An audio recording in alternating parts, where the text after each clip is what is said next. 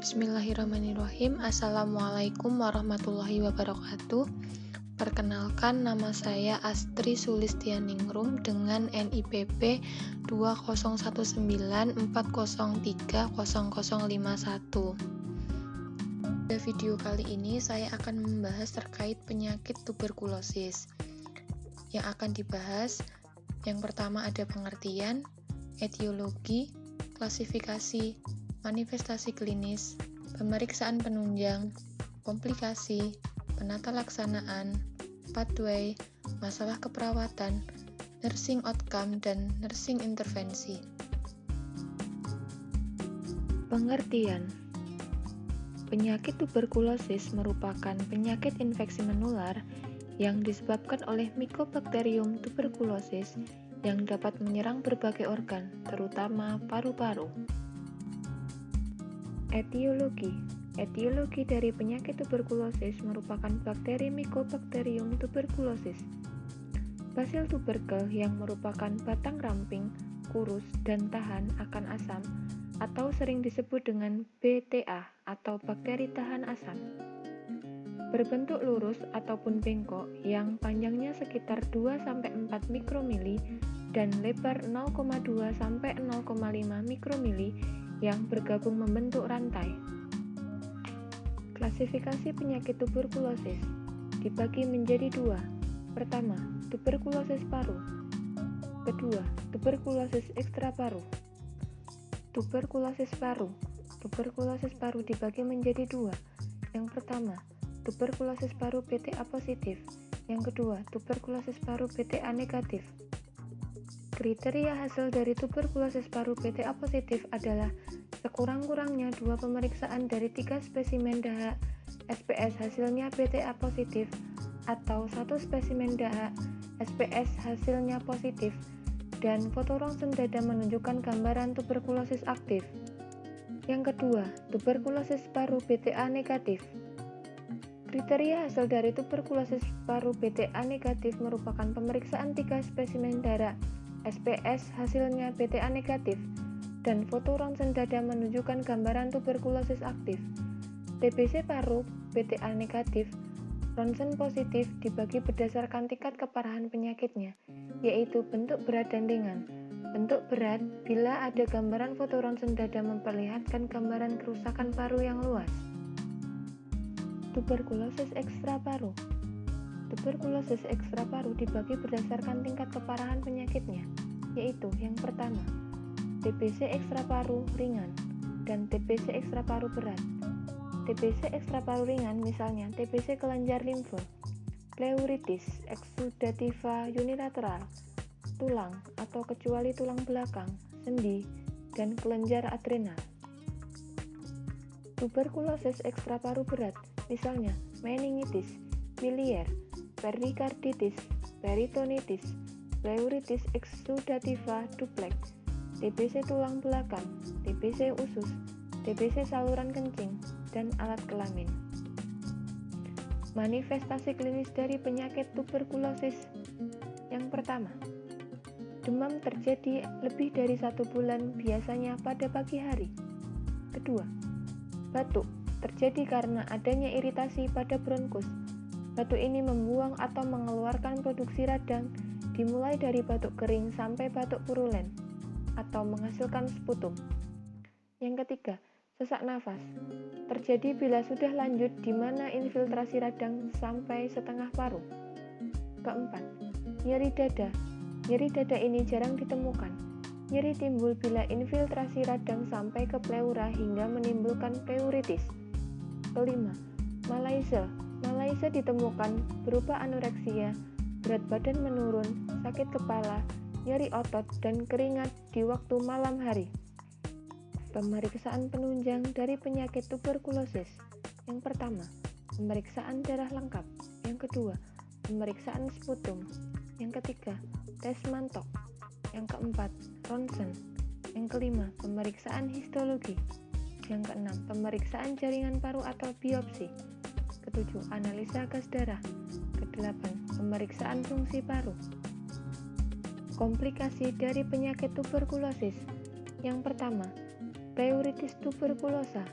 Yang kedua, efusi pleura atau cairan yang keluar ke dalam rongga pleura. Ketiga, tuberkulosa miliar. Yang keempat, meningitis tuberkulosa. Penata laksanaan dari penyakit tuberkulosis. Yang pertama, pengobatan TBC paru. Yang kedua, pencegahan. Yang ketiga, perawatan bagi penderita tuberkulosis. Pengobatan tuberkulosis paru dibagi menjadi dua. Yang pertama, tahap intensif. Yang kedua, tahap lanjutan. Yang pertama, tahap intensif dengan memberikan 4-5 macam obat anti-TB per hari dengan tujuan mendapatkan konversi sputum dengan cepat atau efek bakterisidal, menghilangkan keluhan dan mencegah efek penyakit lebih lanjut, mencegah timbulnya resistensi obat. Yang kedua, tahap lanjutan. Dengan hanya memberikan 2 macam obat per hari atau secara intermiten dengan tujuan menghilangkan bakteri yang tersisa atau efek sterilisasi, mencegah kekambuhan pemberian dosis yang diatur berdasarkan berat badan, yakni kurang dari 33 kg, 33-50 kg, dan lebih dari 50 kg. Pencegahan, menutup mulut bila batuk, membuang dahak tidak di sembarang tempat, makan makanan yang bergizi, memisahkan alat makan dan minum bekas penderita, memperhatikan lingkungan rumah, cahaya, dan ventilasi yang baik. Untuk bayi, diberikan imunisasi BCG. Perawatan bagi penderita tuberkulosis. Yang pertama, awasi penderita minum obat. Yang paling berperan di sini adalah orang terdekat, yaitu keluarga. Kedua, mengetahui adanya gejala efek samping obat dan merujuk bila diperlukan. Ketiga, mencukupi kebutuhan gizi seimbang penderita. 4. Istirahat teratur minimal 8 jam per hari. 5. Mengingatkan penderita untuk memeriksakan ulang dahak pada bulan kedua, kelima, dan keenam. 6. Menciptakan lingkungan rumah dengan ventilasi dan pencahayaan yang baik. Pathway. Dari etiologi yang sudah dijelaskan, tuberkulosis merupakan penyebabnya Mycobacterium, di mana Mycobacterium itu akan masuk ke dalam paru-paru sehingga akan menyerang alveolus, di mana alveolus yang diserang oleh Mycobacterium tuberculosis akan merespon inflamasi, yaitu fagosit oleh neutrofil, makrofag, dan limfosit. Dari respon sistemik, oleh respon inflamasi akan menimbulkan panas tubuh, dapat muncul masalah keperawatan hipertermi. Ketika ada respon inflamasi pada alveolus, produksi sekret akan berlebih, sehingga sekret sukar dikeluarkan. Akan muncul masalah keperawatan ketidakefektifan bersihan jalan nafas. Respon inflamasi akan menyebabkan tuberkel sehingga akan menjadi perbesaran kelenjar getah bening atau limfadenitis yang akan berimbas pada TB primer. Selain itu, tuberkel akan menyebabkan infeksi primer atau GON pada alveoli sehingga penderita akan menderita TB primer. TB primer itu sendiri akan sembuh dengan sarang GON atau akan sembuh sempurna atau akan meluas, di mana jika terjadi meluas akan menjadi bronkogen, bronkus atau bronkus menjadi rusak. Selain itu, jika terjadi meluas akan berimbas kepada hematogen, di mana nanti akan menimbulkan bakterimia. Bakterimia akan menyerang pada jantung, pleura, dan gastrointestinal, di mana pada jantung nanti akan menyebabkan perikarditis. Kemudian pada pleura nanti akan menyebabkan pleuritis. Kemudian akan menyebabkan nyeri dada dan bisa muncul masalah keperawatan nyeri akut. Yang ketiga, dapat menyerang gastrointestinal, di mana pada gastrointestinal ini akan berdampak pada anoreksia sehingga asupan tidak adekuat, cadangan energi akan menurun dan terjadi kelemahan, dapat mengambil masalah keperawatan intoleransi aktivitas. Ketika asupan tidak adekuat, maka akan menyebabkan penurunan berat badan, sehingga dapat muncul masalah keperawatan ketidakseimbangan nutrisi kurang dari kebutuhan tubuh. Pada bakterimia akan menghancurkan jaringan sekitar, di mana jaringan sekitar akan menyebabkan perkejuan. Ketika terjadi perkejuan pada jaringan tersebut akan menyebabkan aneurisma pada arteri pulmonalis, sehingga akan menyebabkan batuk darah. Ketika seseorang mengidap batuk darah, akan terjadi risiko penularannya tinggi, sehingga bisa muncul masalah keperawatan kurang pengetahuan. Ketika batuk darah dan darah akan keluar secara berlebihan, maka bisa muncul masalah keperawatan risiko syok. Ketika terjadi perkejuan pada organ paru-paru, akan terjadi kalsifikasi, sehingga akan mengganggu fungsi dan difusi O2. Kemudian akan muncul masalah keperawatan gangguan pertukaran gas.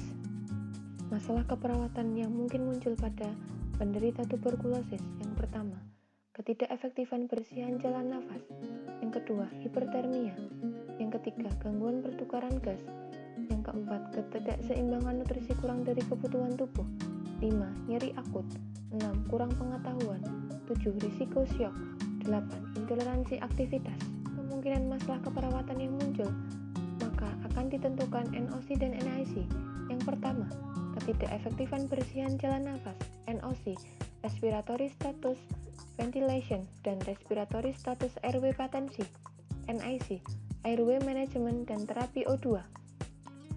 Hipertermi, NOC, termoregulasi, NIC, fever treatment dan vital sign monitoring. Gangguan pertukaran gas, NOC, respiratory status gas exchange dan respiratory status ventilation, NIC, respiratory monitoring dan airway management. Ketidakseimbangan nutrisi kurang dari kebutuhan tubuh, NOC, nutrition status food and fluid intake, NIC, nutrition management. Nyeri akut, NOC, pain level dan pain control, NIC, pain management. Kurang pengetahuan, NOC, knowledge disease process dan knowledge health behavior, NIC, teaching disease process. Risiko shock, NOC, shock prevention, NIC, shock prevention. Intoleransi aktivitas, NOC, energy conservation dan self-care ADL, NIC, energy management dan activity therapy. Cukup sekian penjelasan tentang penyakit tuberkulosis. Mohon maaf bila ada kata-kata yang kurang berkenan. Saya akhiri. Wassalamualaikum warahmatullahi wabarakatuh.